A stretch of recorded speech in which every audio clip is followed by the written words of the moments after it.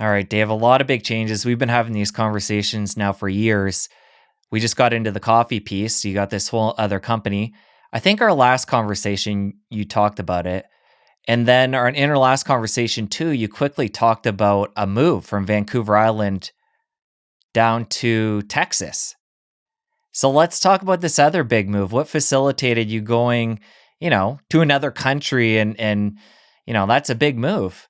What facilitated that and how do you feel being in the new location? I've been talking for a long time about the benefits of sunshine and vitamin D. One thing that Canada lacks is sunshine. So where I live on Vancouver Island is one of the most beautiful places on earth, according to a lot of people, not just me. But it's only beautiful for 4 months out of the year.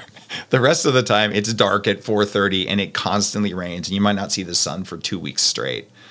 After 12 years of being up there, I just realized that wasn't what my body wants, given my vitamin D receptors. I grew up in a desert in Albuquerque, and I just miss sunshine. So I moved to Austin, Texas, where there's a lot of sunshine.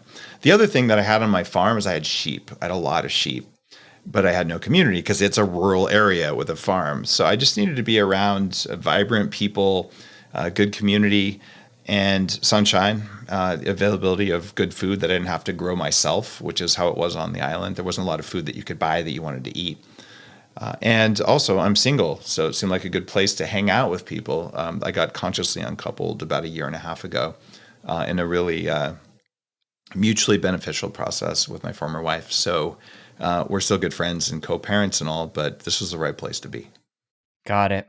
And do you feel, I know it's been, I think, a few months now since you've been in the new location. Do you feel mentally, physically, like your body's already adapting and you're feeling better because of that?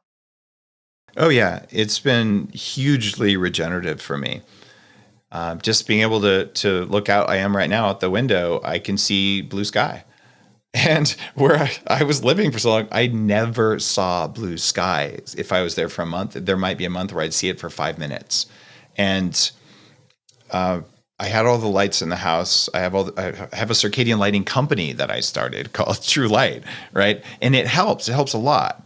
But there's nothing like just going outside and just looking up and breathing some clean air and seeing the sky and feeling the sun on your skin. I just need a little more of that than I was getting that far north. I do miss Canadian people are really nice, except for the government. There's also abundant water and abundant wild food and nature. And Canada has gold and oil. Like it's got a strong reason for being up there. But for me, man, just give me some sunshine and some desert and pickup trucks full of guns. I guess that's in my Texas future. If you enjoyed that clip, press here for the full episode. I'll see you over there. Chicken's just bad from an ethical perspective, from the way it's raised, and from a health perspective. If you do these things, you will live longer and feel better and have less emotional reactivity because you're less stressed physiologically. And you need this.